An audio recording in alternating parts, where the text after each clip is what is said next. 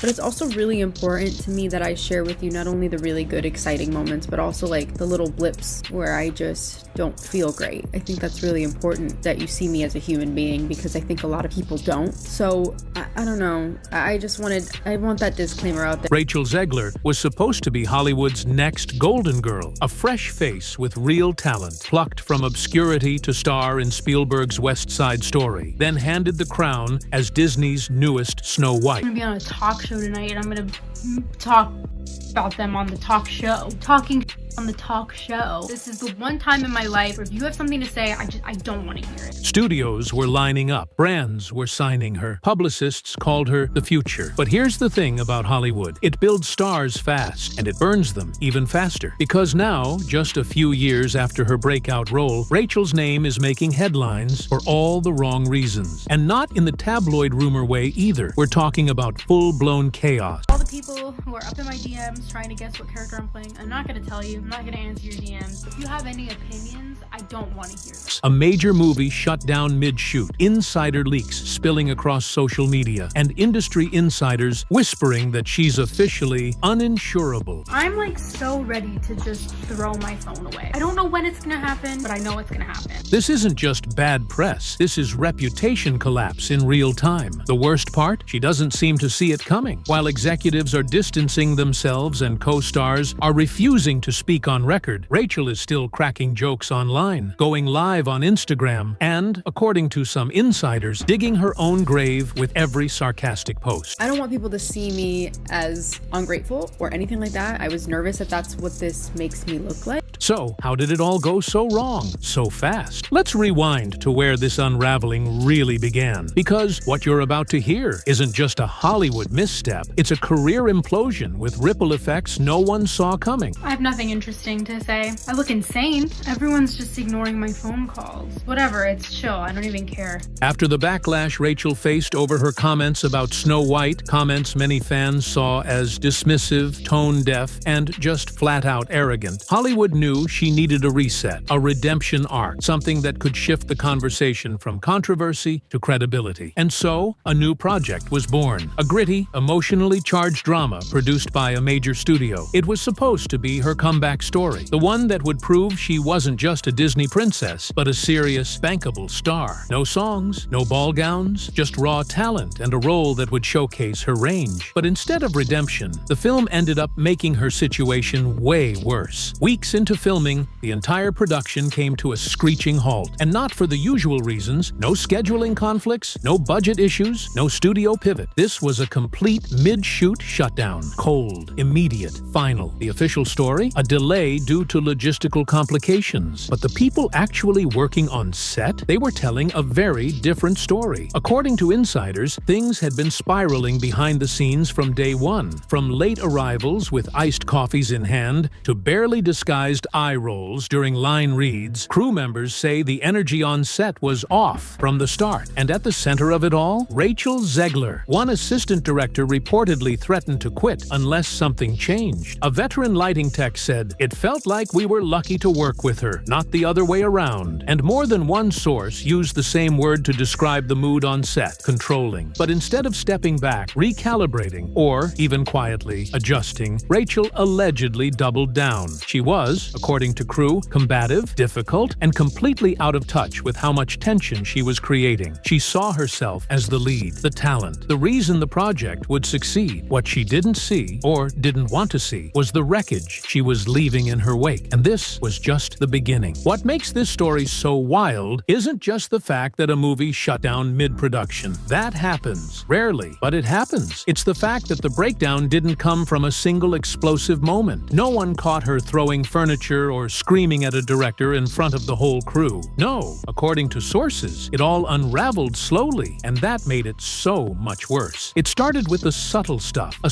scoff during a scene partner's monologue, showing up late, unapologetic, making offhanded remarks about the script in front of junior writers. One crew member described it as pain of 1,000 smirks. But things didn't stay subtle for long. Rachel allegedly began pushing for script changes, big ones, and not because they improved the story, but because they made her character look stronger, cooler, more iconic. It was less about storytelling and more about image control. She reportedly wanted to rewrite emotional arcs, adjust dialogue, even rework the ending, all to better align with the version of herself she wanted the public to see. That didn't sit well with the director, and when he gave her what multiple sources described as light notes, you know, the kind of stuff any actor would expect, like tone down this moment or hit your mark here, Rachel didn't take it as feedback. She took it as an insult. Witnesses say she raised her voice, accused him of undermining her talent, and then, in what some are now calling the turning point, she stormed off set in full costume, cameras still rolling. From that moment on, the mood shifted. Suddenly, everyone on set was on edge. People started whispering. Department heads had meetings. Some crew members rotated shifts just to avoid interacting with her. One makeup artist said it felt like they were walking on eggshells every single day. And yet, Rachel reportedly acted like none of it was her fault. In fact, insiders say she was telling people that she was the one being mistreated, that she was the victim, that the production wasn't supporting her creative vision. It wasn't just chaos, it was delusion. And while she was living in that bubble, convinced the world didn't understand her brilliance, the people around her were already making calls